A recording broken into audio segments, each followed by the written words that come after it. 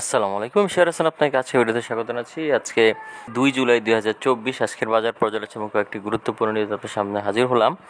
আলহামদুলিল্লাহ আজকে মার্কেট কিছুটা কিন্তু আপ হয়েছে। আমরা খেয়াল করছি গত দিনে মার্কেট কিছুটা খারাপ ছিল, তারপরে আজকে আবার ঘুরে দাঁড়িয়েছে। এটা খুব একটা ভালো দিক, আশা করছি সামনের দিনগুলোতে এটা ঘুরে দাঁড়াবে।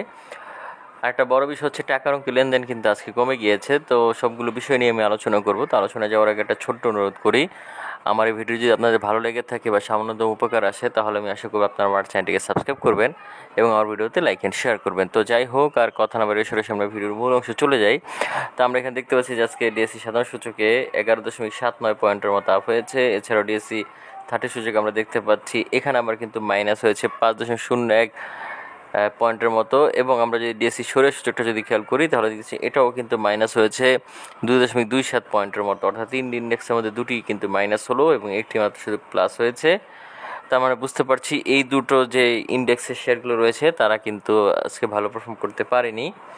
এবং আমরা যদি এখানে ইন্ডেক্স মোডটা যদি খেয়াল করি, তাহলে দেখতে পাচ্ছি আজকে মার্কেট পুলারে বেক্সিমকো ফার্মা তারা 4 পয়েন্টের থেকে বেশি আপ করেছে। এছাড়া জেনিস ইনফোসিস, এডিয়ান টেলিকম, নাবানা pharma, Uttara bank, Malek spinning, Aftab auto, Orion pharma এরা মোটামুটি 1 থেকে কিছুটা বেশি পয়েন্ট আপ করেছে। অপরদিকে যদি মার্কেট ব্রেকারের ক্ষেত্রে দেখি, তাহলে দেখতে পাচ্ছি স্কোয়ার ফার্মা তারা কিন্তু প্রায় 6 পয়েন্টের কাছাকাছি মাইনাস করেছে। এছাড়াও রেনাটা আমরা দেখতে পাচ্ছি 3.5 পয়েন্টের মতো মাইনাস করেছে। এছাড়াও জিপি আমরা দেখতে পাচ্ছি 2.5 পয়েন্টের কাছাকাছি মাইনাস করেছে। ব্যাট বিসি, এখানে আলারাফা ব্যাংক, এখানে দেখতে পাচ্ছি যে অলিম্পিক এবং লিন্ডেবিডি এরা মোটামুটি 1 পয়েন্টের মতো বা 1 পয়েন্ট থেকে বেশি 1.5 পয়েন্টের মতো কিন্তু মাইনাস করেছে। এরপর আমরা যদি এখানে ট্রেড স্টেশন যদি খেয়াল করি, তাহলে দেখতে পাচ্ছি যে আজকে 213টি শেয়ার আপ হয়েছিল, অপরিবর্তিত ছিল 56টির এবং পতন ঘটেছে 124টির। এবং আমরা যদি টাকার অঙ্কে লেনদেনটা যদি খেয়াল করি, তাহলে দেখতে পাচ্ছি যে টাকার অঙ্কে লেনদেনে আজকে বিগত দিনের তুলনায় প্রায় এখানে আমরা খেয়াল করছি যে 300 কোটি টাকার কাছাকাছি কম লেনদেন হয়েছে। আজকে আমরা দেখতে পাচ্ছি যে 439.689 কোটি টাকার মতো কিন্তু লেনদেন হয়েছে টাকার অঙ্কে, যেটা সত্যি আসলে হতাশাজনক। এরপর আমরা যদি এখানে টপ গেইন এবং লুজারের ক্ষেত্রে দেখি, তাহলে দেখছি টপ গেইনে আজকে আফতাব অটো এবং জাহিন টেক্স এরা হল্টেড হয়েছে। এছাড়া আমরা দেখছি নাবানা সিএনজি, কন্টিনেন্টাল ইন্স্যুরেন্স এরা মোটামুটি ভালো পরিমাণ বৃদ্ধি পেয়েছে বা আমরা বলতে পারি হল্টেড বা হল্টেডের কাছাকাছি হয়েছে, আর বাকি সবাই মোটামুটি অবস্থানে রয়েছে। অপরদিকে লুজারের ক্ষেত্রে যদি আমরা দেখি, তাহলে খেয়াল করছি যে ইসলামিক ফাইন্যান্স তারা লুজারের শীর্ষে ছিল, তারা মোটামুটি 5.5% মতো কিন্তু মাইনাস হয়েছে, আর বাকি খুবই সামান্য পরিমাণ মাইনাস করেছে। এরপর আমরা যদি এখানে টাকার অঙ্কের লেনদেনটা যদি খেয়াল করি, দেখতে পাচ্ছি টাকার অঙ্কের লেনদেনে আজকে 20,000ই তারা এখানে মোটামুটি লেনদেন হয়েছে। এছাড়াও সালভো কেমিক্যাল মোটামুটি লেনদেন হয়েছে, এআইএল মোটামুটি লেনদেন হয়েছে বলা যেতে পারে। এরপর আমরা যদি এখানে মার্কেট ম্যাপটা নিয়ে যদি আলোচনা করি, তাহলে দেখতে পাচ্ছি আইটি সেক্টর আজকে অনেক ভালো করেছে। এছাড়াও দ্বিতীয় অবস্থানে রয়েছে ট্রাভেল অ্যান্ড লেজার, সিরামিক সেক্টরেরা মোটামুটি ধারাবাহিক পর্যায়ে ভালো করেছে। অপরদিকে আমি যদি খারাপের কথা চিন্তা করি, তাহলে দেখতে পাচ্ছি এখানে মিসিলিনিয়াস সেক্টরটা তুলনামূলক খারাপ করেছে, তার থেকেও বেশি খারাপ হয়েছে কর্পোরেট বন্ড। তো অবশ্যই আপনারা বিনিয়োগ করার ক্ষেত্রে এই সকল বিষয়গুলো মাথায় রেখে তারপরে বিনিয়োগ করবেন। তো যাই হোক, এর পরবর্তীতে আমরা ব্লক ট্রানজিশন নিয়ে আলোচনা করব। তাহলে আমরা দেখতে পাচ্ছি এখানে ব্লক মার্কেটে আজকে প্রগতি ল্যাব ভালো লেনদেন হয়েছে আমরা খেয়াল করছি। এছাড়াও আমরা যদি খেয়াল করি, এখানে সেন্ট্রাল ইন্স্যুরেন্স মোটামুটি ভালো লেনদেন হয়েছে, এখানে ব্র্যাক ব্যাংক ভালো লেনদেন হয়েছে, লাভেলও ভালো লেনদেন হয়েছে। এছাড়া আমরা যদি এখানে খেয়াল করি যে ইআইএল তারাও কিন্তু তুলনামূলকভাবে ভালো লেনদেন হয়েছে। তো আপনারা চাইলে এই সকল শেয়ারগুলোর প্রতি নজর রাখতে পারেন, এগুলো আগামী দিনে ভালো করতে পারে বলে আমার কাছে মনে হয়। কারণ একটা বিষয় হচ্ছে, একটু পরে আমরা একটা নিউজ নিয়ে আলোচনা করব, তখন একটা বিষয় আপনাদের সাথে আলোচনা করব যে কেন ব্লক মার্কেটটা দেখা দরকার। তো যাই হোক, এই ছিল মোটামুটি বাজার অবস্থা। এখন চলে যাবো একটি গুরুত্বপূর্ণ নিউজ। যেতে প্রথম আমরা যে নিউজটি নিয়ে আলোচনা করবো সেটি হচ্ছে সংখ্যা কাটিয়ে ঘুরে দাঁড়ানোর অপেক্ষায় শেয়ার বাজার। তো মূলত শেয়ার বাজারে অনেক বেশি পরিমাণ মাইনাস হয়েছিল, বিশেষ করে ক্যাপিটাল গেইনের উপরে ট্যাক্স দেওয়ার যে বিষয়টা সেটা কিন্তু বাতিল করা হয়নি। এজন্য বিগত দিনেও কিন্তু এই শেয়ারটির পতন ঘটে আমরা খেয়াল করেছি।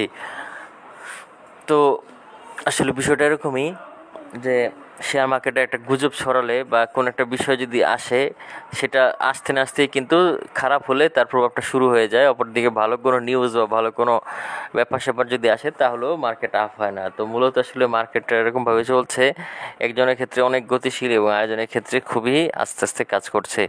তো এটা আসলে সত্যি হতাশাজনক। তো এই হতাশা থেকে আসলে কীভাবে করে বাঁচা যাবে সেটা আসলে নির্দিষ্ট করে বলা যায় না, তবে ধৈর্য ধারণ করা ছাড়া কোনো উপায় নেই। তো যাই হোক, এর পরবর্তীতে আমি যেই নিউজটি নিয়ে আলোচনা করব সেটি হচ্ছে সব শেয়ার ছেড়ে দিল ইসলামী ব্যাংকের আরেক উদ্যোক্তা। তো মূলত আমরা দেখতে পেয়েছি এখানে ইসলামী ব্যাংকের সম্পর্কে সেই আলোচনাটা করব। যেমন আমরা এখানে খেয়াল করছি যে ইসলামী ব্যাংকের যেই শেয়ার রয়েছে বিদেশি বিনিয়োগকারী বা বিনিয়োগকারীদের কাছে, সেগুলি তারা সেল করে দিয়ে চলে যাচ্ছে বাজার থেকে। তো অনেকটা মনে হচ্ছে যেন ইসলামী ব্যাংকের যে একচ্ছত্র যে মালিকানা সেটা দিয়ে তারা চলে যাওয়ার চেষ্টা করছে, এবং এভাবে করে চলে যাওয়াটা আসলে অনেকটা দেখা যাচ্ছে যে আস্থার সংকট। তো এভাবে করে যদি চলে যায় তাহলে ইসলামী ব্যাংক সম্পর্কে কিন্তু সাধারণ বিনিয়োগকারীদের আগ্রহ বা আমরা বলতে পারি আশা ভরসা অনেকাংশে কমে যেতে পারে। তো সেই ক্ষেত্রে তাদের সিদ্ধান্ত একটু বিবেচনা করা উচিত বলে আমি মনে করি। তো যাই হোক, তারপরেও তারা যেহেতু চলেই যাচ্ছে, তো সেহেতু আসলে কিছু করার নেই। তো যাই হোক, পরবর্তী আমরা যে নিউজটি নিয়ে আলোচনা করি সেটা হচ্ছে ব্লকে 5 কোম্পানি বড় লেনদেন। তো আজকে মোটামুটি ব্লক মার্কেটে 5টি কোম্পানি ভালো লেনদেন হয়েছে। এরা হচ্ছে Pragati life insurance, express insurance, লাভেরা স্ক্রিপ, ব্র্যাক ব্যাংক এবং সেন্ট্রাল ইন্স্যুরেন্স কোম্পানি লিমিটেড। তো আসলে আপনারা চাইলে এই সকল শেয়ারগুলোর প্রতি নজর রাখতে পারেন। আশা করছি এখান থেকে আপনারা ভালো কিছু পাবেন। যাই হোক, এর পরবর্তীতে আমরা যে নিউজটি নিয়ে আলোচনা করব সেটি হচ্ছে 50,000 শেয়ার কেনার ঘোষণা। তো মূলত উত্তরা ব্যাংক পিএলসির পরিচালক ও সিইও তিনি 50,000 শেয়ার ক্রয় ঘোষণা দিয়েছেন।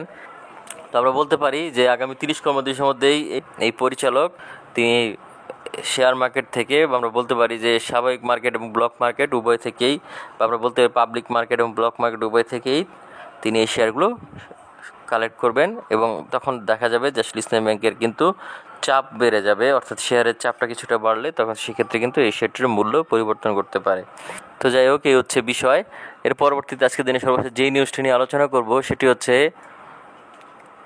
বাজার ঘোরানোর পেছনে 8 কোম্পানির শেয়ার। তো আমরা দেখতে পাচ্ছি যে আজকে 8টি কোম্পানির শেয়ার মূলত বাজারকে আপ করেছে। তো সেই 8টি কোম্পানি কার আমরা একটু নজর দেখেন, তারা হচ্ছে Beximco pharma, Genex Infosys, ADN telecom, Navana pharma, Uttara bank, Malek spinning, Aftab automobile ও ওরিয়ন ফার্মা। তো আপনারা চাইলে এই সকল শেয়ারগুলোর প্রতি নজর রাখতে পারেন। আশা করছি এখান থেকে আপনারা বেশ কিছু ভালো প্রফিট গেইন করতে পারবেন। তবে অবশ্যই ধৈর্য ধারণ করে দেখতে হবে, এটা হচ্ছে বিষয়।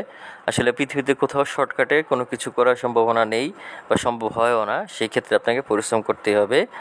তো অবশ্যই ধৈর্য ধারণের একটা ব্যাপার স্যাপার আছে, এবং পরিশ্রমের কথা বলতে গেলে আমরা ধৈর্যকে বলতে পারি, অথবা আমরা বলতে পারি যে এই সকল বিষয়ে আর একটু জ্ঞান অর্জন করা আমাদের প্রয়োজন, এবং এই জ্ঞানটা অর্জন করতে গেলে আমাদের শক্তিরও প্রয়োজন।